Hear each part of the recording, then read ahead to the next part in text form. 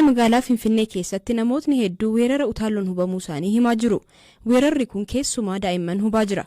Hospitaalaa fi kolleejii meedikaalaa Paawuloos Milineemitti gargaarsaa Piroofeesarii fi ogeessa fayyaa daa'immanii kan ta'an Dr. Faasil Member weerarri kun ka'umsa akkamii qabaata, akkamiin ittisamuu qaba, akkasumas namni hubame akkamiin wallaanama kan jedhu irratti BBC'f ibsa gabaabaa kennaniiru.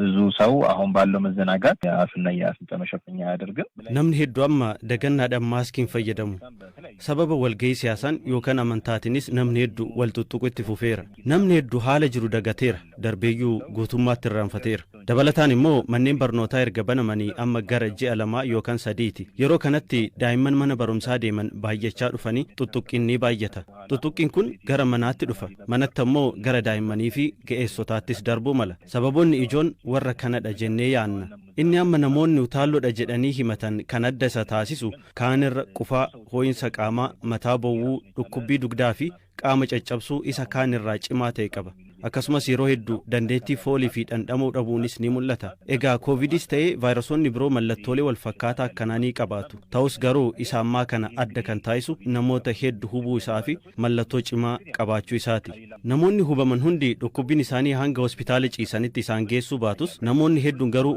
mallattoolee kanaan hubamanii mana keessatti wallaansa argachaa akka jiran ragaalee hedduu qabna koovid dabalatee utaalloo hedduun vaayirasiirraa dhufa malli inni ijoon kana ofirraa ittisuu dandeenyu immoo afaanii fi funyaan keenya haguuguu qulqullina harka keenyaa eeguu fi fageenya murtaa'aa qabaachuudha keessumaa daa'imman umurii ganna 3 gadi jiran salphaatti utaalloof ni saaxilamu kun ammoo gara dhibee cimaa akka niimooniyaatti darbuu danda'a kanaaf mana keessatti daa'immaniif kunuunsa taasisuuf ashaboo xiqqoo ishee bishaan hoo'aan bulbuluun funyaan isaanii keessatti si'a 2 yookaan 3 coobsuun ni gorsama funyaan isaanii akka hin duurne gochuuf wantoota ogeessota fayyaan kennamaniif fayyadamuun barbaachisaadha qulqullina manaa eeguunis barbaachisaadha vaayirasoota akkanaa ofirraa ittisuuf nyaata akka qullubbii adii fayyadamuunis bu'aa akka qabu saayinsiin kan mirkanaa'edha dabalataanis boqonnaa gahaa fudhachuu dhangala'aa hedduu fayyadamu walumaa galatti gorsa hakiimni kennu hunda hordofuun barbaachisaadha dhibeen kun caalatti daa'imman umurii ji'a 3 gadi jiranii fi namoota dhibee akka sukkaaraa dhiibbaa dhiigaa fi biroo dursanii qaban hubuun wanta hamaaf isaan saaxiluu danda'a of eeggannoo gochuu kan qabu maaskii kan fayyadamuu qabu nama hunda malee isaan qofa miti nuti yoo xiqqaate isaaniif illee jennee of eeggachuun maaskii fayyadamuun barbaachisaadha namoonni tokko tokko maaskiin na ukkaamsa jedhu ta'us garuu dhibee kanaan qabamnee ukkaamamuurraa maaskii fayyadamnee sa'aatii muraasaaf ukkaamamuu wayya jedheen yaada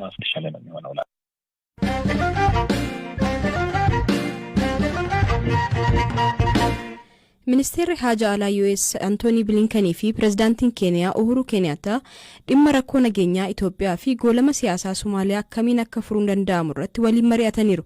Antoonii Bilinkan Uhuru waliin dhimmoota waloo ta'anii fi dhimma naannawaa gaanfa Afrikaa fi ba'a Afrikaa irrattis mari'ataniiru. Zalaalam Taaddasan gabaasa dabalataa qaba.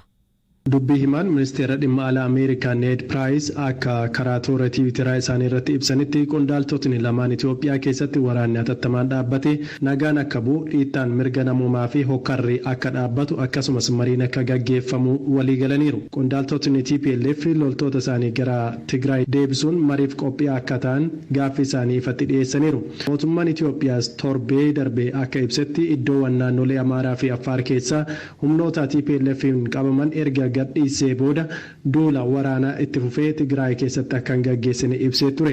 Mootummaan Ameerikaa fi dhaabbanni biyyoota gamtoomanis tarkaanfii gareen lamaanuu fudhatan kan deeggaramu ta'uu ibsanii mariin hatattamaan akka eegalu jajjabeessan.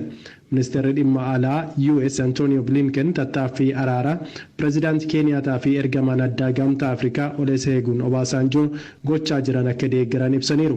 Mootummaan US tattaaffii araaraa fi jaarsummaa Pireezidaantii Keeniyaattaa fi gaanfa Afrikaatti ergamaan addaa gamtaa Afrikaa Olusegun Obasanjoo taasisaa jiran cimsee akka deeggaru ministeerri haajaa alaa kun ibsu Ned Price ibsa isaanii kanaan eeraniiru. Antonio Blinken dhimma goolama siyaasaa Somaaliyaa irrattis yaada kennaniin filannoon hatattamaan gaggeeffame rakkoon siyaasaa furamuu akka qabu dhaaman. Dureewwan naannolee biyyattii sadarkaa federaalaa fi naannootti jiran hundinuu filannoo paarlaamaa fi pireezidaantummaa haqaa fi bilisa ta'e kan xaxaa fi hannarraa qulqullaa'ee hatattamaan gaggeessuu irratti fuulleffachuu qabu jedhan qondaalli kun. mootummaan US yaalii ministeerri muummee Somaaliyaa Rooble aangoo irraa kaasuuf taasifame ni morma kan jedhan Antonio Blinken qaamoleen hunduu dubbii dhaadhessuu fi hammeessuu akkasumas wal sakaaluurraa waliigalteedhaan gara furmaataatti fuulleffachuu qabu jedhan.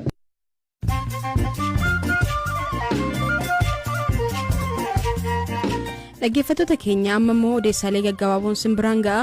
Manni maree bakka bu'oota uummataa wixinee labsii koomishinii marii biyyaalessaa hundeessuuf dhiyaate sagalee mormii 13 fi sagalee dhorkannaa tokkoon sagalee caalmaan raggaasise. Koomishiniin kun namoota walaba ta'aniin ijaaramee dhiibbaa mootummaan alatti qajeelfama mataa isaatiin marii biyyaalessaa rakkoolee siyaasaa Itoophiyaa barootaaf turaniif furmaata ni uuma jechuun mootummaan ibseera. Gumiin luboota bataskaanaa kaatolikii Itoophiyaa deeggarsa namoota waraana kaaba Itoophiyaatti miidhamaniif akka ooluuf $2 miliyoona 2 akka walitti qabuuf jiran beekse. Gumiin The Catholic Bishops Conference of Ethiopia maallaqicha bataskaanota biraa dhaabbilee kaatolikii fi hordoftoota amantichaa irraa walitti qabuuf karoorfachuu ibse. Leenjisaan Arsenaal yeroo lammataaf COVID-19 waan qabameef tapha kilabichi Manchester City waliin gaafa sanbataa dhufu taphatu irratti hirmaatu. Bakka leenjisaa kanaa gargaartonni isaa bakka kan bu'an yoo ta'u yeroo ammaa taphattoonni fi hojjettoonni Premier League 100 ol koronaa vaayirasiin qabamaniiru. Odeessaaleen gaggabaaboo har'aaf qixeeffanne kanuma.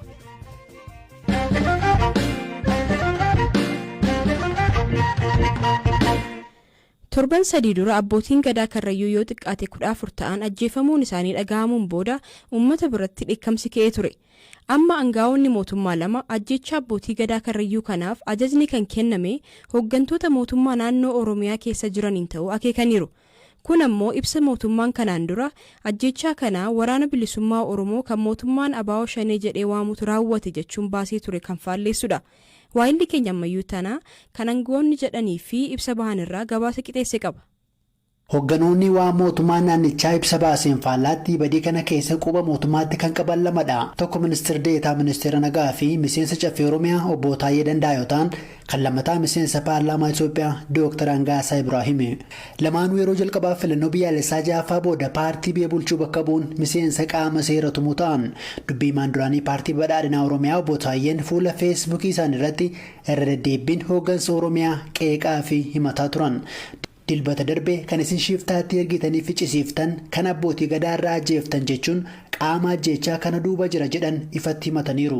Dubbiin isaanii kun kan hooggansi naannichaa ajjeechaa raawwateef isa dubbataa ture irraa addadha. Miidiyaa hawaasummaa gubbaa sochii taasisaniin kan beekamanii fi miseensa paarlaamaa kan ta'an obbo Angaasaa Ibraahimis yaada wal fakkaataa kennan. Rakkoo hooggansa sadarkaa naannoo jiru as ba'anii miidiyaa hawaasummaa gubbaa yeroo dubbatanitti akkaataa abbootiin gadaa Karrayyuu itti ajjeefamanis waan quba qaban himaniiru. Ajjechaan Karrayyuu wajji wal qabattu tana mana asistu jechuudha. Tana mana asistu. Dhugaadha. Shira hojjetamee jira. Akkatti hojjetamee jira. Karrayyuun dibicha qalatteeti halkan guutuu du'aayii karaa sirna kabajattuutiin godhattee dhiiga addarra godhattee halkan guutuu wanta jechaa bulan. Gaafa 22 ganama poolisni dhaqee isaan marsee jechuudha. Sababni poolisni dhaqeef ijoollee shanee nama laba. Kan poolisatti kijiba himeetu poolisni san fudhatee ijoolleetti dhaqee jechuudha. Sadaasa 22. Gaafa 22 gizeetti dhaqan nama 39 qaban jechuudha. Nama 16 bosona basaqqee jedhamu geessaniiti jilbiiffachiisanii naasuu malee ajjeesan jechuudha. Eega qabamee namni maaf ajjeefama? Hidhuun osoo danda'amu?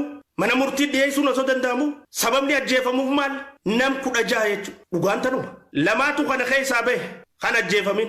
Lameen bahe kana kan lubbuun bahe kanaatu dhugaa tana baase. Maal jaa jechuu abbaan silaa waan kana gaggeesse? Osoo nama 39 guutuma qabdan sanuu akka jirtu cicci gootanii osoo akkas gootanii bakka takka fixxanii oduun turarraan tana kaatee mootummaatu abbootii gadaa Karrayyuudhaa ajjeesee tayyattutuun nutti kaatu turtee hambisuu keessanii sirrii miti jaanii ijoollee poolisaa komatan jechuudha. Shaneedha jaanii akkas godhan. Jarri shanee miti immoo uummata Oromooti. Hoggansa waan hojjetu hin beekne haantummaa saba isaan qabne.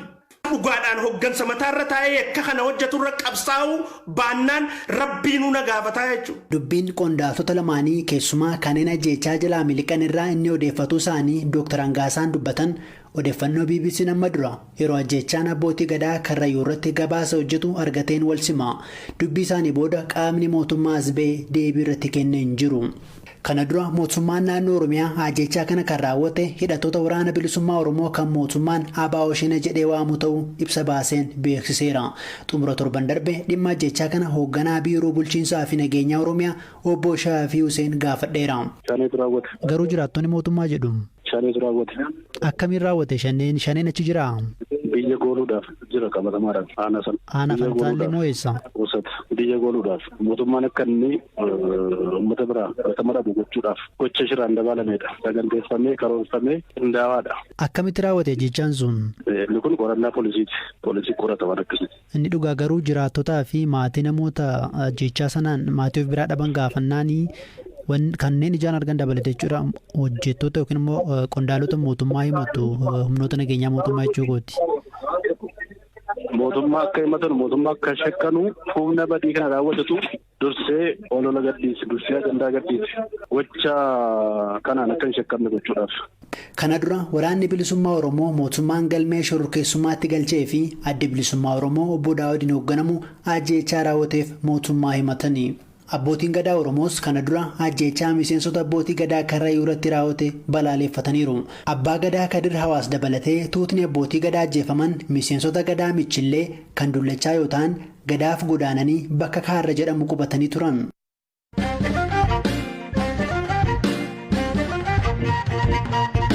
Gabaasa keenya isa xumuraarra geenyerraa hojiiwwan aartii akka muuziqaa fi fiilmiitiin miidhaa fi miira waraanaa ibsachuun kan baramedha. Fakkii kaasuunis akkasuma. Gaabreelaa Tasfaayee ogummaa fakkii kaasuu qabduun waraana kaaba Itoophiyaatti deemaa jiru irratti miira ishee ibsatti. Kana irratti Biraanuu Gammachuun kan qopheeffate qaba.